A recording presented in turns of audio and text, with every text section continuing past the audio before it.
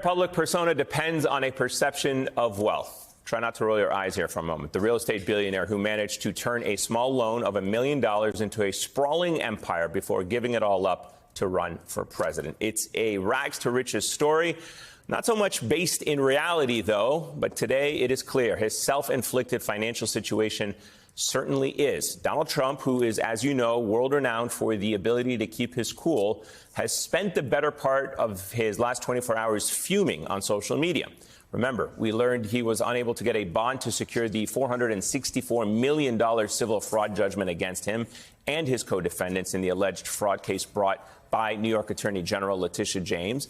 Trump's got until Monday to pay up in full, or the Attorney General could begin collecting while he appeals, a process that could include the seizure of assets, including his buildings. So Trump's aimed his social tirades like a fire hose at the state of New York, at Judge Arthur Engoron, and at the Attorney General, Letitia James, calling her racist and politically corrupt. On the prospect of losing his buildings, quote, "I would be forced to mortgage or sell great assets, perhaps at fire sale prices, and if and when I win the appeal, they would be gone."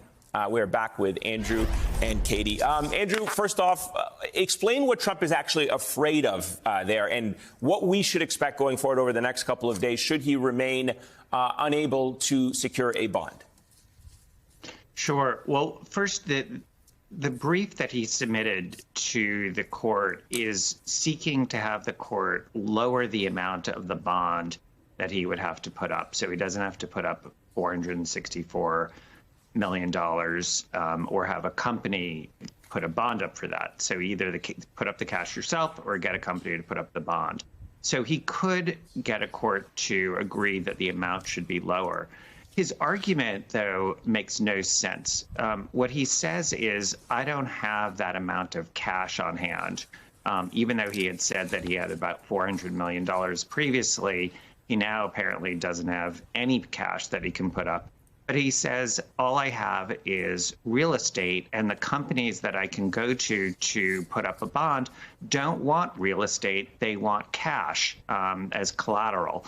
That doesn't explain why he just doesn't get a mortgage. If he really has unencumbered real estate, just get a mortgage like many, many, many people do when they buy homes and put that money up. So there's a real disconnect in his papers, and what it suggests to me is that he doesn't actually have unencumbered real estate. In other words, the real estate that he has already been pledged to other people and other companies to support other loans.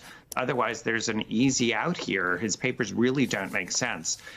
What can happen is, remember, the judgment that was entered against him was actually enforceable on the day it was entered, but the Attorney General, as a matter of grace, and it's pretty common, gave the defendant 30 days, gave Donald Trump 30 days to put the bond up or put the money up. And that is to make sure that during the appeal, the plaintiff is protected so that the money can't be dissipated. It will be there when this is litigated, and if there's a decision that affirms the judgment, the money is there in the court to satisfy the amount. And so at the end of that 30 days, which is on the 25th, this Monday, the liens can go out by the Attorney General for all assets, whether they're encumbered or not. She can put liens on bank accounts, cash accounts, securities accounts, real estate, and then she can seek an order of enforcement to for all the unencumbered assets that have not been pledged. She can seek to have the title of that transferred to her. If she cannot find all of that assets, if she thinks there's more out there, the other thing she can do is she can seek to have depositions taken of everyone up to and including the former president to find out where any and all assets are that can be used to satisfy the judgment. And all of that can happen starting on Monday. Wow, it's incredible. There's a part of this I also wanted to ask you about, Andrew, which is something in reference to what Michael Cohen, Trump's former fixer, had to say. Obviously, he was a key figure in the civil lawsuit, but let me play for you what he said yesterday, and I'll get your reaction to it.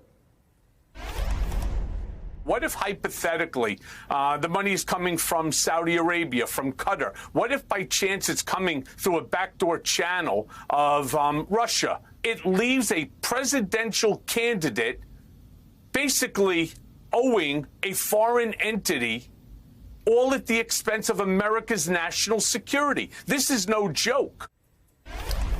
Let's say Trump does come up with this money for the bond ahead of Monday's deadline. Andrew, will the American people get to see where it came from? Will there be transparency? Is that required, the visibility of where that money originated from? It is not required. And the same issue came up also in the E. Jean Carroll case when a bond was put up there. And so the issue of whether somebody is fronting the money to the former president, whether somebody, for instance, is co-signing a bond. In other words, who is he beholden to? Whether, it's a foreign person, whether it's an American person, doesn't really matter. That is something that the electorate would have a keen interest in knowing. Because, to be somewhat snarky about it, if it is coming from another person, then the former president and candidate for office might have 464 million reasons to do what that person wants. And so that issue of is he beholden to somebody is going to become, quite salient as a political matter. But in terms of the plaintiffs here, all they're interested in is the money there in case I win. I want to make sure that on appeal, I'm not taking the risk that there's no money there. So they're not that concerned about who fronted the money. They just want to know that that pot of money is there.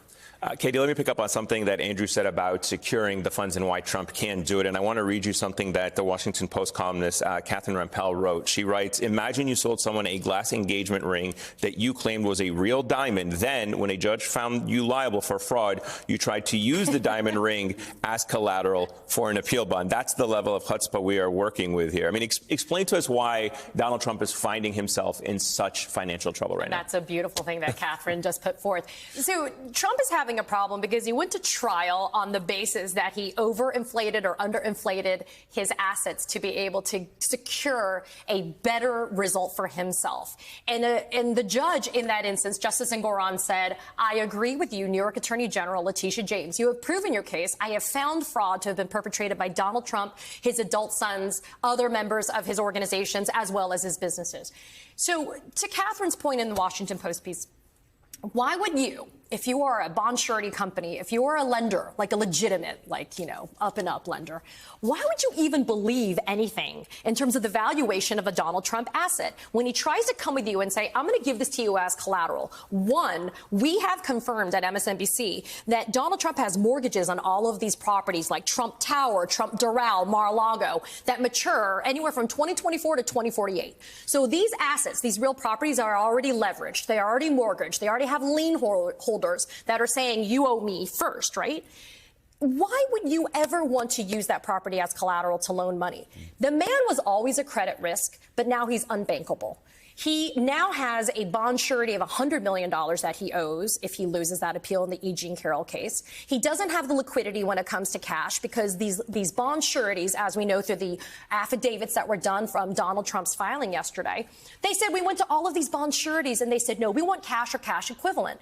But we also found out that in Florida, a Charles Schwab account was used to be able to collateralize the Chubb surety bond that was done for E. Jean Carroll.